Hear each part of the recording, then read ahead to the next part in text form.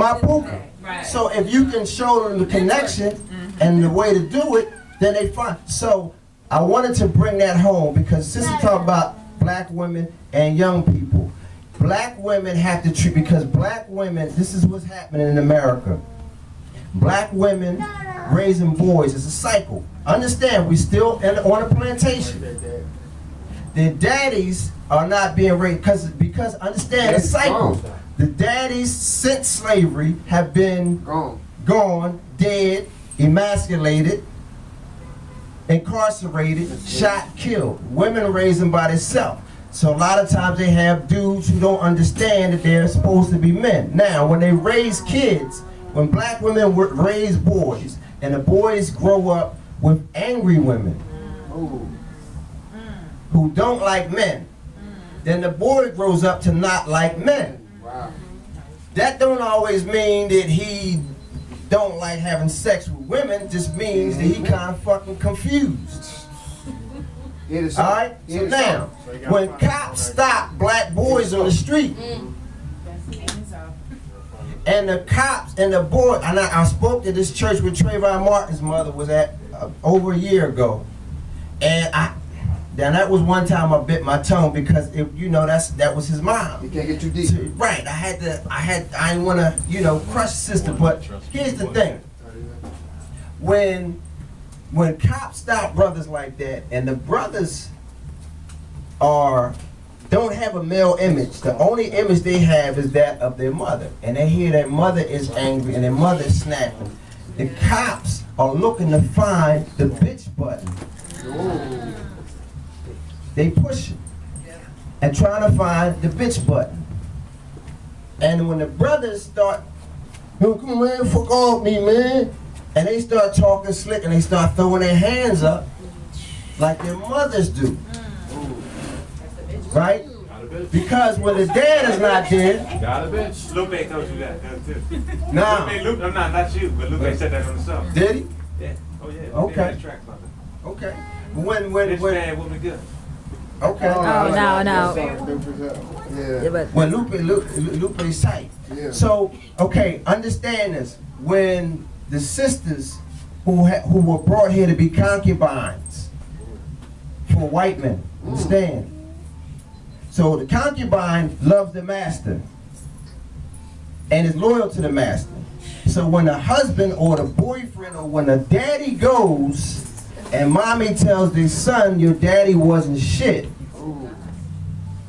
Alright? The boy grows up hating daddy and often black men. She's telling him, basically, whether directly or indirectly, she's praising her master because she's a concubine. Now understand, but she's also a black woman. She's powerful. Her spirit is powerful. But she needs to be educated and dedicated to who she is as a black woman, an African woman. And when I say African, I'm not talking about contemporary. I'm talking about traditionally. Because present-day Africa was carved up at the Berlin Conference by white folks. So Africans going through the same shit that we going through over here.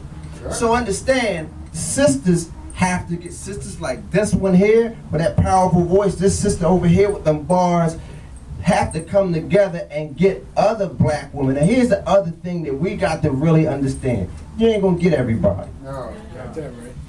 And we gotta be good with that. If you only get a third or a quarter, it's all good. If you got a strong group and it's tight and it starts building, the rest of them either going to jump on board or fuck them. Seriously. And the only way to get people, our people, they respond when we say fuck you. Wow. Why? Because the white man been saying fuck you nigga forever. Wow. So the psychology of saying fuck you, is a record label rep. When you say, man, that shit garbage, fuck out of here. What they do? No, man, don't let me. Right? Wow. They because they trying to get back. Wow. But now, when you come out, I know this from being a teacher. When he was in elementary at Mansion, he was at Overbrook. What did I do? When I spoke to them, basically, I'm not one of those teachers. I'm not a missionary. You gotta do your best because it's hard. Fuck that. You wanna be a dumbass, go out in the street and die. Get real. You wanna live or you wanna die, alright? So now understand the psychology I'm talking about. Sometimes you gotta diss our folk for them to understand that you not bullshitting, that this is for real. Yeah. Right? So if you ain't riding with us, fuck you. Yeah. If the respect ain't mutual, let the fuck you be. They respect that though. They respect the hell out of that. That's the first thing. The other thing is, and it's not a game, it's real talk. Then we have to build within ourselves. Sisters have to connect with sisters and be loyal. Now here's the thing. I feel you on the brothers, and a lot of brothers ain't worth a shit. That's real talk. I don't give a fuck what they think about me saying it. It's the truth. Because first priority is to our family, to our people. That's our first priority. Okay? Not everything else is bullshit. Exactly. If you talking about what the white man has, to me, I hear a bitch talking. You understand what I'm saying? This is about building us up. And if you're not down and don't understand what that means, then I just hear a slave talking. Stop being a victim. Exactly. And that's victim conversation. So understand, sisters, I know is hard. But it's going to be hard either way. But it's harder being a concubine. But there's going to have to be sacrifice. I hate to say it, but it's true. It ain't going to get done unless black women birth a new generation of black males and females who are warriors. And when I say warriors, I ain't talking about motherfuckers in the jungle shooting arrows and shit like that. Mental warriors. Mental warriors. Spiritual warriors. Warriors adapt to any environment and circumstance. Yo, I say all the time. Right? So we're in a technology era. You adapt to that. If it's in hip hop, you adapt your bars to that. If you sing wherever you at, you adapt and you learn the terrain and you master it. And survive. And then you do what you do to connect with the people. We got the text. Right? And so because this is all about nation building.